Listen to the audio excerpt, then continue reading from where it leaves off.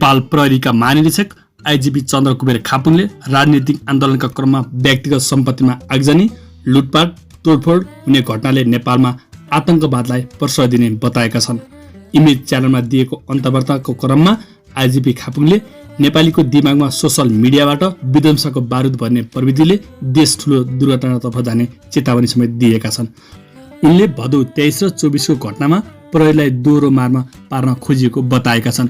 खापुङले भने यस्तो प्रदर्शनहरूमा राजनीतिक आन्दोलनको क्रममा व्यक्तिको निजी सम्पत्तिमा प्रहार हुनु भनेको आतंकवादको नमुना हो। निजी सम्पत्तिमा गरिने आक्रमण आतंकवादको अभ्यास हो कि भन्ने महसुस हुन्छ। जब तपाईको घर सुरक्षित छैन, मेरो घर सुरक्षित छैन भने आतंकवादको सुरुवात हो। यो क्रम रेगुलर रहने हो भने के होला?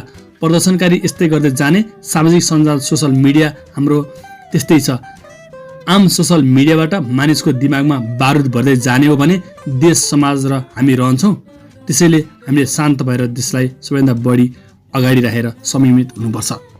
आइजिपी खापुङले भदौ 23 गते गोली चलाउने परिस्थितिमा पनि प्रहरीलाई नै दोष देख्ने र भोलिपल्ट गोली नचलाउन पनि प्रहरीमाथि नै प्रश्न उठाएकोमा चित्त दुखाएका छन्। उनले भदौ 23 मा गोली चलाउने आदेश तत्कालीन प्रधानमन्त्री केपी शर्मा ओली र गृहमन्त्री रमेश लेखकले नदिएको र कानुनमा समेत त्यो व्यवस्था नरहेको बताएका छन्।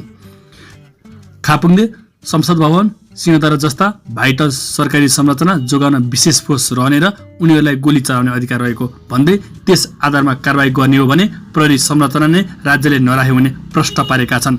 भदौ 23 मा पनि न्यूनतम बल प्रयोग गर्न तत्कालीन सरकारको निर्देशन र 2000 गोली चलाउँदा न्यूनतम मानवीय क्षति भएको आइजिपीले बताएका छन्।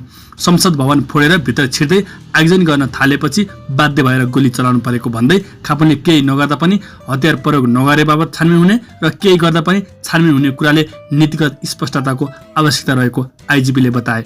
आन्दोलनकारीले न्यस्ता प्रहरीलाई कुटेर घिसार्दै घोचेर मार्दा पनि उल्टै प्रहरीमाथि नै प्रश्न उठाउने प्रवृत्तिले समाज सुरक्षित नहुने आइजिपीले बताएका छन्। उनले विध्वंस हुँदा प्रहरीले बल प्रयोग गर्न नपाउने हो भने संगठनै नचाहिने प्रश्न पारेका छन्।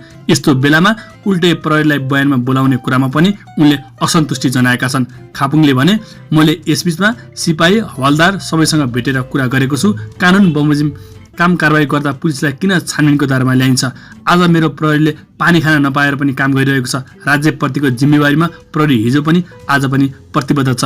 कहिलेकाहीँ लाग्छ ती सिपाहीको आवाज कसले बोल्ने?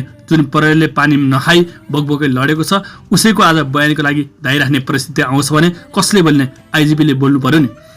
आइजिपी खापुङले राजनीतिक आन्दोलनको कुरा र लुटपाट तथा आगजनीलाई छुट्याएर हेर्नुपर्ने बताएका छन्। खापुङले सर्वोच्च अदालत, संसद भवन, सिंहदरबार आगजनी गर्नेलाई